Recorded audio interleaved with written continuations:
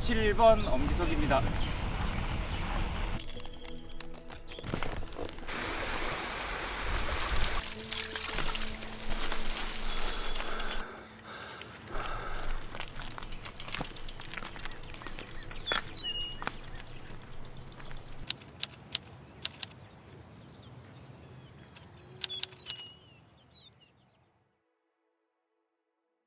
안녕하세요. 저는 코리아 에픽 라이드 운영을 맡고 있는 엄기석입니다. 과거에는 설악그라폰도를 만들었던 그런 경험도 가지고 있습니다. 코리아 에픽 라이드는 셀프 서포트 장거리 라이딩 이벤트입니다. 셀프 서포트라고 하면 숙박과 그 다음에 식사, 그 외에 모든 그 문제 상황들을 스스로 해결하면서 라이딩 하는 건데요. 어떤 장비의 트러블이나 이런 사항들도 있겠고, 모든 사항들이 포함됩니다. 원 스테이지로 진행이 된다는 겁니다. 다시 말해서 출발을 하면 본인이 언제 멈출지, 언제 다시 라이딩을 시작할지 스스로 결정하면서 전체 코스를 일주를 하게 되는 그런 특성을 가지고 있습니다. 레이스가 아니고 그룹 라이드입니다. 그래서 어떤 경쟁보다는 다 같이 함께 즐기는 그런 라이딩 컨셉으로 되어 있고, 시상이나 기록 측정 이런 부분들은 없습니다. 코리아 에픽 라이드를 시작하게 된 계기는 참 아이러니합니다. 2006년부터 베트남을 시작으로 해서 매년 한 번 이상은 해외로 장거리 라이딩을 다니곤 했는데요. 팬데믹 상황으로 인해서 해외여행이 어렵게 되면서 국내에서 그런 장거리 라이딩을 해보자는 취지로 시작되었습니다. 그래서 그때 박성진 라이더하고 함께 강원도 속초에서 영덕까지 진행을 한 일주일 정도 라이딩을 했던 것이 시초입니다. 그 이후에 코스가 이제 여러 번 계속 매년마다 바뀌게 되었고요. 올해 2025년 코스는 강원도 양양에서 출발해서 강원도를 한 바퀴 일주를 한 다음에 다시 양양으로 피니시하는 코스로 이제 변경이 되었습니다.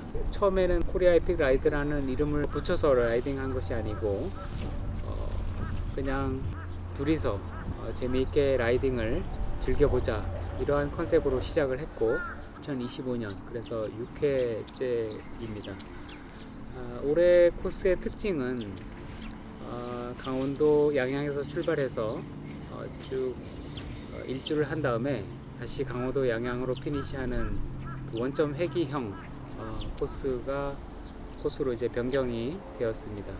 오프로드 700 코스는 임도 위주로 구성이 되어 있습니다만 강원도 춘천의 소양호에서 배를 한번 타는 게 좀 특징적입니다. 그래서 약 3km 정도밖에 안 되기 때문에 좀 짧은 감이 있지만 그래도 중간에 배를 탈 수 있는 그런 재미있는 경험이 있고요. 그리고 두 번째로 특징은 대관령 목장을 지나게 되는데요. 대관령 목장은 우리나라의 대표적인 그 고산 목장지대인데 아주 이국적인 풍경을 보여줍니다. 또 그런 곳을 지나다 보니까 거기에 싱글트랙 등산로 같은 곳을 지나게 되는데 그 두 군데의 싱글트랙 끌바가 많이 이제 혼합된 그런 구간이 있습니다. 그래서 첫 번째 싱글트랙은 약 3km 구간이고 두 번째 싱글트랙은 6km 정도 이렇게 구성이 되어 있는데 좀 싱글트랙이 험하고 끌바 구간이 많이 있긴 하지만 그래도 그 고원 목장시대의 이국적인 풍경을 본다는 또 그런 재미가 있습니다. 코리아 에픽 라이드는 이제 비경쟁 그룹 라이드입니다. 레이스가 아닌데요. 제가 추구하는 바는 중간에 우리가 여러 가지 볼거리, 즐길거리 이런 것들을 충분히 즐기면서 천천히 다 같이 즐기면서 라이딩하자 이런 이제 목표 지향점을 가지고 있고요. 그렇게 하기 위해서 앞으로 조금 더 그 어떤 경쟁적인 요소는 좀 배제를 하고 지역의 볼거리라든지 즐길 거리에 대한 정보를 좀 더 찾아서 공유를 하고 그런 것들을 중간에 느낄 수 있도록 하는 그런 방향으로 조금 더 노력하고자 합니다. 셀프 서포트 바이크 패킹이라고 하면 사람들이 상당히 이제 어려워하게 마련인데요. 하지만 이제 그것을 조금이라도 쉽게 접근하려면 일단 자전거에 대한 부분, 그 다음에 캠핑에 대한 부분, 그다음에 식사에 대한 부분 세 가지를 조금 각각 분리해서 생각을 할 필요가 있습니다. 그리고 이제 자전거는 라이딩 하기 위한 체력도 필요하지만 거기에 어떤 고장이 났을 때 조치를 할 수 있는 기본적인 간단한 정비 기술 이런 거를 익히는 것이 필요하고요. 브레이크 패드가 다른 경우 패드를 최소한 교체를 할 수 있는 정도의 기술 이런 정도만 익히면 나머지는 사실 크게 발생하지 않는 고장들이고요. 그 다음에 이제 숙박은 사실 처음에 우리가 캠핑을 해보지만 경량화가 중요합니다. 그래서 경량 백패킹이나 아니면 경량 캠핑에 필요한 그런 장비들을 갖추면 되겠습니다. 우리가 자전거 라이딩 할 때는 보관이 용이하고 다시 말해서 건조되어 있어서 무겁지 않고 또 보관 기간이 길고 또 간단하게 요리를 하고 쓰레기가 많이 나오지 않는 이러한 식재료로 준비를 할 필요가 있습니다. 혼자서 바이크 패킹을 한다 그러면 산에서 혼자 자는 게 무섭지 않냐는 그런 질문들을 가장 이제 많이 받게 되는데요. 그 무서움이라는 것은 제가 볼 때는 크게 두 가지로 좀 나눠서 생각을 해볼 필요가 있어요.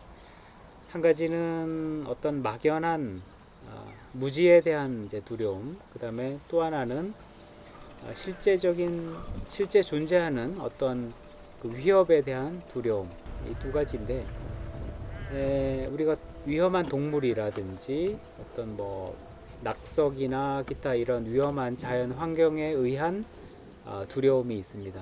이것은 사전에 그러한 지형 지물이나 자연 환경을 충분히 잘 파악하고 거기에 대한 대비를 함으로써 충분히 해소를 할 수가 있고요. 막연한 공포심인데요. 마음을 잘 닫고 이 자연과 내가 서로 다른 게 아니다 하는 뭐 스스로 마음 수양을 잘 하는 방법밖에 없는 것 같습니다. 이번에 제 경우에는 조금 어려웠던 거는 첫 번째로는 손저림이었어요. 이게 아마 또 제 그 앞에 프론트 서스펜션이 이제 에어가 새가지고 처음에 작동을 안 해서 그게 충격이 그대로 전해지면서 손저림으로 이제 오게 된 것 같은데 처음 이제 손이 저린 상태에서 타게 되니까 그게 이제 반복되어서 아마 라이딩 끝날 때까지 계속 손이 저리고 지금도 이제 손이 저린 상태인데 손저림 때문에 좀 육체적으로는 좀 힘들었어요. 자전거도 문제가 있죠. 손이 저리다 보니까 손에 체중을 안 싣게 되고 그 자세가 흐트러지니까 허리도 아프게 되고 이런 이제 연쇄적인 그런 문제가 생겼습니다. 그래서 사전에 어떤 기제에 대한 준비도 잘 할 필요가 있고 몸에 대한 적응 이런 것도 잘 체크를 할 필요가 있다 하는 점이고요. 그럼에도 불구하고 이제 뭐 끝까지 라이딩 하게 된 것은 뭐 사실 뭐 포기한다는 생각은 해보지는 않았어요. 특별히 크게 다치거나 이런 건 아니었기 때문에 조금 천천히 가면 좀 쉬어가면 다 할 수 있기 때문에 조금 몸은 불편했지만 그래도 충분히 라이딩 할 수 있었고 그 외에 뭐 제 경우에는 펑크가 한 두세 번 정도 났었고 타이어가 이제 찢어지는 그런 상황도 있었는데 다행히 이제 주변의 도움으로 타이어 패치도 붙이고 펑크도 수리하고 그 중간에 예비 튜브도 자전거 샵에서 구매하면서 이렇게 조치를 하는 것 같습니다.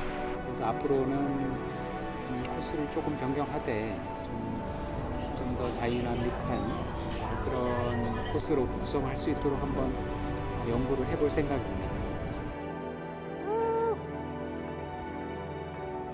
수고하셨습니다.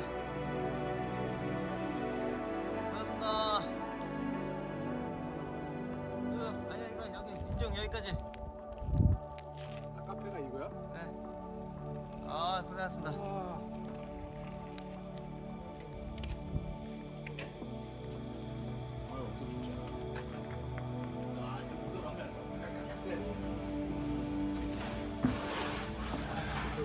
여기 좋죠? 어, 네. 괜찮네요. 저쪽 양양 그쪽보다 훨씬 낫다.